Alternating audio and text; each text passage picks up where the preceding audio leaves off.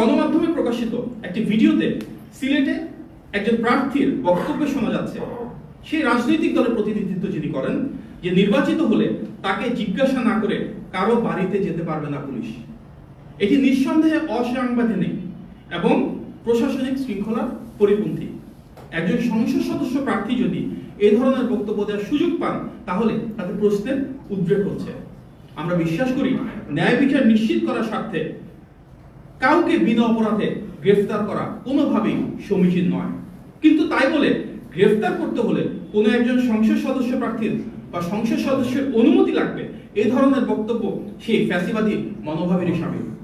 আমরা এই বিষয়ে যথাযথ ব্যবস্থা গ্রহণের জন্য সংশ্লিষ্ট কর্তৃপক্ষের প্রতি আহ্বান জানাচ্ছি। আজকে আমরা লক্ষ্য করেছি একটি নির্বাচনী জনসভায় সেই রাজনৈতিক দলটি বগুড়ায় পাবলিক বিশ্ববিদ্যালয় স্থাপন এবং বগুড়া পৌরসভাকে সিটি কর্পোরেশনে উন্নীত করার ঘোষণা দিয়েছেন।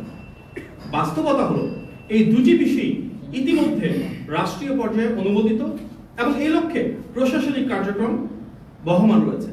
সেই বিশ্ববিদ্যালয়ে উপাচার্য নিয়োগও সম্পন্ন হয়েছে। অতএব বিদ্যমান একটি সরকারি সিদ্ধান্তকে নতুন করে দলীয় প্রতিশ্রুতি হিসেবে উপস্থাপন করে বগুড়াবাসীকে বিভ্রান্ত করার এই অপচেষ্টা কেন, সেটাও প্রশ্ন জাগাচ্ছে। প্রিয় সাংবাদিক ভাই ও বোনেরা, কয়েকটি গণমাধ্যমে প্রকাশিত খবরে আমরা জানতে পেরেছি নওগাঁ সাপাহার উপজেলার একটি মসজিদের মুয়াজ্জিন জনাব আল আমিন চৌধুরীকে ধানের শীষের পক্ষে প্রচারণায় অংশ নেওয়ার কারণে একটি নির্দিষ্ট দলের নেতাকর্মীদের চাপে সেই চাকরি থেকে অব্যাহতি প্রদান করা হয়েছে। এটি নাগরিকের গণতান্ত্রিক অধিকার হরণের একটি বাজে দৃষ্টান্ত। আমরা এর তীব্র নিন্দা জানাই এবং প্রত্যেককে যার যার পেশা, যার যার ধর্ম, যার যার স্বাধীনতা সম্পূর্ণ যেন অক্ষুণ্ণ থাকে সেটি নিশ্চিতের জন্য অবিলম্বে তাকে পুনর্বহালের দাবি জানাচ্ছি।